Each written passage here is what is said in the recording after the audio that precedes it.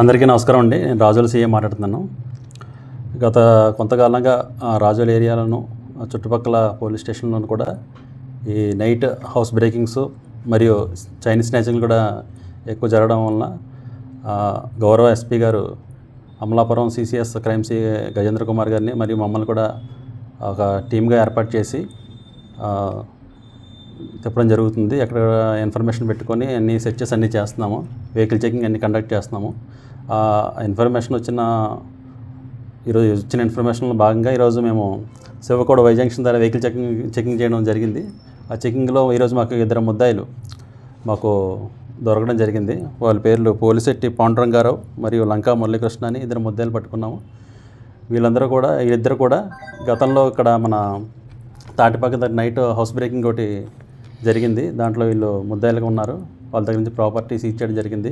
తర్వాత ఫర్దర్గా వీళ్ళు ఇంట్రాగేషన్లో చెప్పడం ఏంటి జరిగిందంటే ఒక 5 స్నాచింగ్లు కూడా వీళ్ళు చేయడం జరిగింది.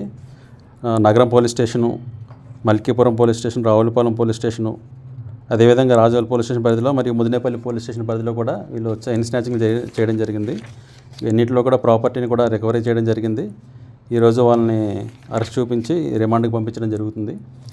దీంట్లో మెయిన్ పోలిశెట్టి పాండురంగారావు అనే వ్యక్తి భీమవరంలో ఒక టిఫిన్ హోటల్ రన్ చేసుకుంటుంటాడు. అతను మ్యారేజ్ అయింది, పిల్లలు ఉన్నారు. అతను క్రికెట్ బెట్టింగ్కి అలవాటు పడ్డాడు. మన సెల్ ఫోన్లో క్రికెట్ బెట్టింగ్ యాప్స్ ఉంటాయి, దానికి అలవాటు పడి ఎక్కువ ఈజీగా మనీ సంపాదించవచ్చు అని చెప్పేసి కొంత మనీ పోగొట్టుకోవడం జరిగింది. తర్వాత ఈజీ మనీకి ఎలా సంపాదించాలనే ప్లాన్ చేసుకొని ఈ విధంగా స్నాచింగ్లు చేస్తున్నాడు. 2023 నుంచి కూడా ఇతను నేరాలు చేస్తున్నాడు. రావులపాలెంలో ఫస్ట్ నేరం చేశాడు, తర్వాత రాజోలు లిమిట్స్ చంద్రపల్లిలో కూడా చేశాడు. కానీ ఇప్పటివరకు ఈ ముద్ద ఎవరికి కూడా దొరకలేదు. అప్పటి నుంచి 2 years నేరాలు చేస్తున్నాడు. ఈరోజు పట్టుకోవడం జరిగింది. తర్వాత లంకా మురళీకృష్ణ అనే ఇంకా వేరే ముద్ద అయినాడు. ఇతను కూడా ఈ పోలిశెట్టి పాండురంగారావు దగ్గర పనిచేస్తాడు, హోటల్లో పనిచేస్తాడు. వీళ్ళిద్దరు కలిసి ఒక 2 నేరాలు చేయడం జరిగింది. మిగతా 4 నేరాలు కూడా ఈ పోలిశెట్టి పాండురంగారావు చేయడం జరిగింది. అతను ఈ నేరానికి ఉపయోగించినటువంటి వెహికల్ని కూడా ఈరోజు మేము సీజ్ చేయడం జరిగింది. మొత్తం గోల్డ్ 21 కాసులు, తర్వాత సిల్వర్ వచ్చేసి 200 గ్రాములు, మొత్తం కలిపి 17,30,000 విలువైన చోరీ సొత్తుని రికవరీ చేయడం జరిగింది. తర్వాత అందరికి కూడా ఈ మెసేజ్ ఏంటంటే మీ ద్వారా చెప్పాలనుకుంటున్నాము. ఈ సెల్ ఫోన్లో ఏంటంటే క్రికెట్ బెట్టింగ్ యాప్లకి అలవాటు పడి చాలామంది యూత్ మనీ పోగొట్టుకుంటున్నారు. మనీ పోగొట్టుకున్న తర్వాత ఏంటంటే ఇలా ఈజీ మనీ సంపాదించడానికి నేరాలకు అలవాటు పడుతున్నారు. చాలామంది మన ఏరియాలో పేరెంట్స్ గల్ఫ్లో ఉంటారు, పిల్లల మీద పర్యవేక్షణ ఉండదు. అందువల్ల పర్యవేక్షణ లేకపోవడం వల్ల ఈ పిల్లలు ఇటువంటి నేరాలు కూడా క్రికెట్ బెట్టింగ్లో మనీ పోగొట్టుకొని ఫర్దర్ నేరాలు కూడా చేయడానికి అవకాశం ఉంటుంది. కాబట్టి తల్లిదండ్రులు అందరూ కూడా తెలుసుకోవాలి, పిల్లల మీద పర్యవేక్షణ పెట్టుకోవాలి. ఒకవేళ తల్లిదండ్రులు గల్ఫ్లో ఉంటే ఇక్కడ ఎవరైతే గార్డియన్ ఉన్నారో వాళ్ళు కూడా పిల్లల మీద పర్యవేక్షణ ఉండేటట్లు చూసుకోవాలి. అదేవిధంగా ఇప్పుడు ఈ పట్టుకున్నటువంటి ముద్దాయి పోలిశెట్టి పాండురంగారావు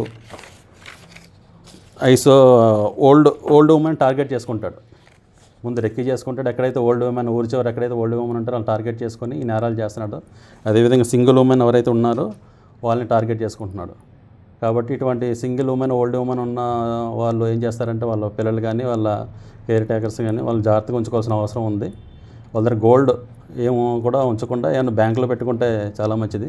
అదేవిధంగా మన ఏరియాలోనూ తర్వాత కొన్ని చోట్ల ఎర్లీ మార్నింగ్ వాక్ చేస్తున్నారు. అదేవిధంగా ఈవినింగ్ కూడా వాకింగ్ చేస్తారు. సింగిల్గా నడుస్తున్నారు. మెడలో చైన్ ఉంటుంది, లేదా గోల్డ్ ఆర్నమెంట్స్ ఉంటాయి. ఇవన్నీ కూడా ఉండడం వల్ల ఏంటంటే ఇటువంటి నేరాలు చేయడానికి ఎక్కువ అవకాశం ఉంటుంది. కాబట్టి అందరూ కూడా ఈ జరిగే నేరాలను దృష్టిలో పెట్టుకొని గోల్డ్ను భద్రపరచుకోవాల్సిన అవసరం ఉంది. అదేవిధంగా ఈ తాటిపాకలో నేరం జరిగింది. ఈ నైట్ హెచ్పి ఎలా జరిగిందంటే ఆవిడ తాళం తీసి ఇంటి బయట పెట్టింది. రోజు అదేవిధంగా పెడుతుంది, తాళం వేయడం, ఇంటి బయట పెట్టడం. ఇతను ఏంటంటే సినిమాకి వచ్చాడు. ఆ రోజు సినిమా థియేటర్ ఆపోజిట్లో ఉంది. అతను టాయిలెట్కి వచ్చాడు, బయట నుంచి టాయిలెట్ వేసుకున్నట్టు చూస్తే ఈవిడ తాళం పెట్టడం గమనించి వచ్చి మళ్ళీ అతను ఇంటికి వచ్చి పైకి వెళ్ళి తాళం తీసుకుని లోనికి వెళ్ళి నేరం చేసి మళ్ళీ తాళం అక్కడ పెట్టేసి వెళ్ళిపోయాడు. చాలామంది ఇదే విధంగా చేస్తున్నారు. ఏంటంటే తాళం వేయడం బయట ఏదైనా డస్ట్బిన్ కింద కానీ, లేకపోతే ఏదైనా షూ కింద కానీ, లేదా ఎక్కడైనా కబోర్డ్లో కానీ పెడుతున్నారు. ఈ విధంగా ఎవరు కూడా కీ వేసిన తర్వాత తాళాలు తమతను తీసుకెళ్ళిపోవాలి. అక్కడ దానివల్ల తాళం వేయడం వల్ల ఉపయోగం లేదు. ఇలాంటివి చేస్తే ఫర్దర్గా నేరాలు జరగడం కూడా అవకాశం ఉంటుంది.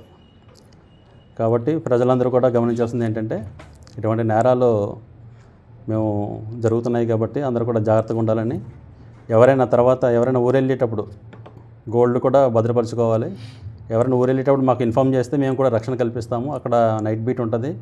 నైట్ బీట్లతో ఆ ఇల్లు కూడా చెక్ చేయిస్తాము డైలీ నైటు. మేము కూడా డే టైం కూడా చెక్ చేస్తాం.